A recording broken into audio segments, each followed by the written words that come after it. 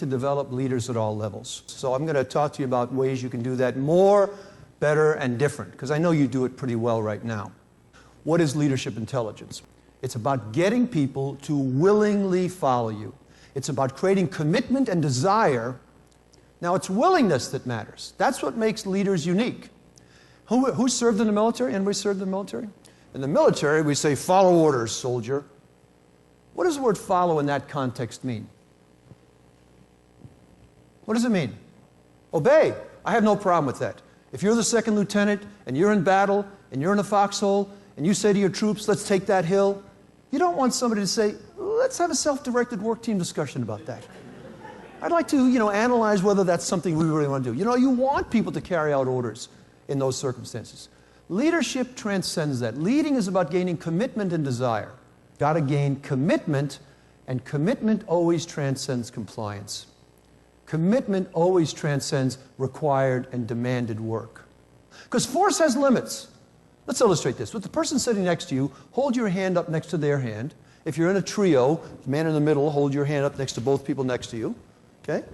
Your task in this activity is to push your partner's hands towards his or her face. Ready, set, go.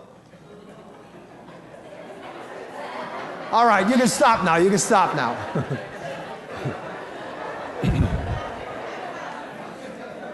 The harder you pushed, what happened? You got resistance. So here's my first action idea. My first suggestion for take-home is push purpose forward every single day. Purpose, by that what I mean is your organization's vision, its mission, its strategy. Neil Pink summarized the last 50 years of motivational research. And what he found was the primary thing that motivates, that gets people motivated, moving, is connecting to a larger purpose. That's what we have to bring people's awareness up to every day. We have to rise them up to that every single day. However, in a research study done with 60,000 people in dozens of different government and private organizations, the participants were asked, to what extent do you have a clear understanding of the organization's, what it's trying to achieve, of its key purpose? What do you think the number was? What do you think the percentage was? Shout it out.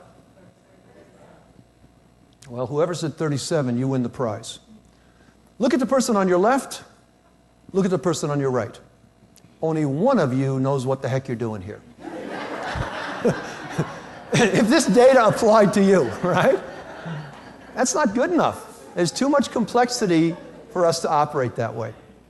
When I go into organizations and do consulting work, when I sit with people in groups and say, tell me what gets in the way of your success, 30% of the time, the first thing people say is they don't understand something. Expectations weren't clear. If you could be 30% more efficient simply by clarifying expectations, would that be something you'd want to do?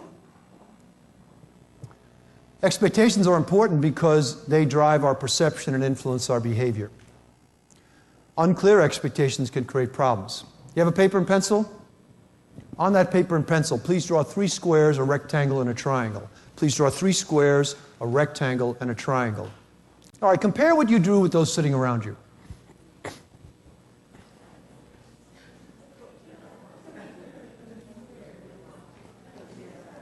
Now, first of all, did you all draw exactly the same thing? Did you have the same instructions? Did I give you those instructions verbally several times? Did I give you the instructions in writing? Some people say no because they didn't look at the screen.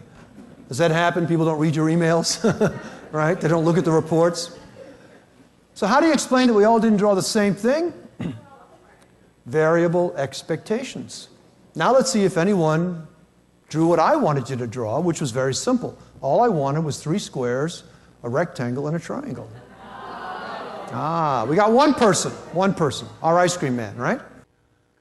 I got one more strategy. It's the last one. It's the most important one. I've already mentioned it. You got to be an M&M. You got to model and motivate these behaviors. You got to accept that you are the people everybody looks to every day to set the standard. You set the tone. Because in order to build our nation, we must all exceed our own expectations.